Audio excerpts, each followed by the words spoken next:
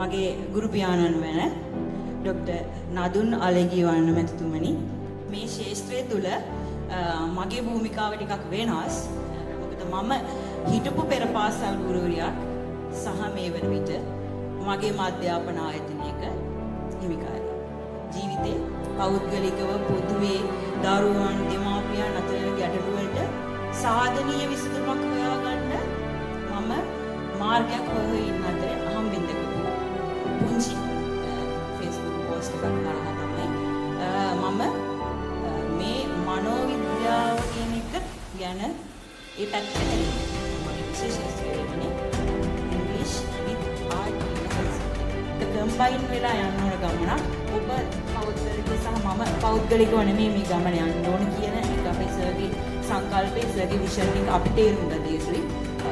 ඒ art තෙරපි වලින් මම ගත්ත රිසල්ට්ස් නිසාම මම අද මගේ ප්‍රදේශයේ ආර්ට් තෙරපි වලට ඉන්න ඉන්සන් හැටියට ප්‍රසිද්ධ වුණා.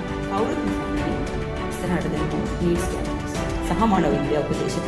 ඒක නිසා මම කියන්නේ අපේ රෙපියුටේෂන් එක හදාගන්න අපිට ගන්න.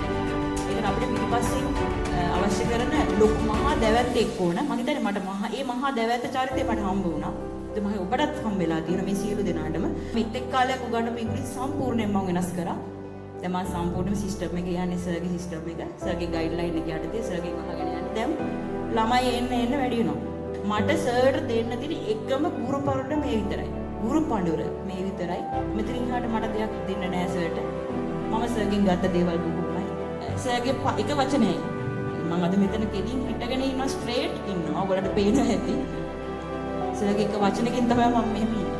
ඒතර මාව ස්ටෙප් බයි ස්ටෙප් ඩෙවලොප් කරපු මගේ ආදරණීය ගුරුතුමනි ඔබට එතන ඉතාමත් මට හෘදයාංගව මම ස්තුතිවන්ත වෙනවා කියලා මදින් මම ඔබට පින් කියලා කියන ඇත්තටම මගේ වචන වලින් ගෞරවයෙන් පින් කරනවා. අද මම මෙතන ඉන්න එකම මේ විදිහට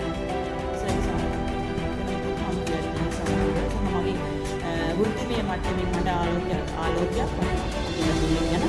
ස්තුතිවන්ත වෙනවා.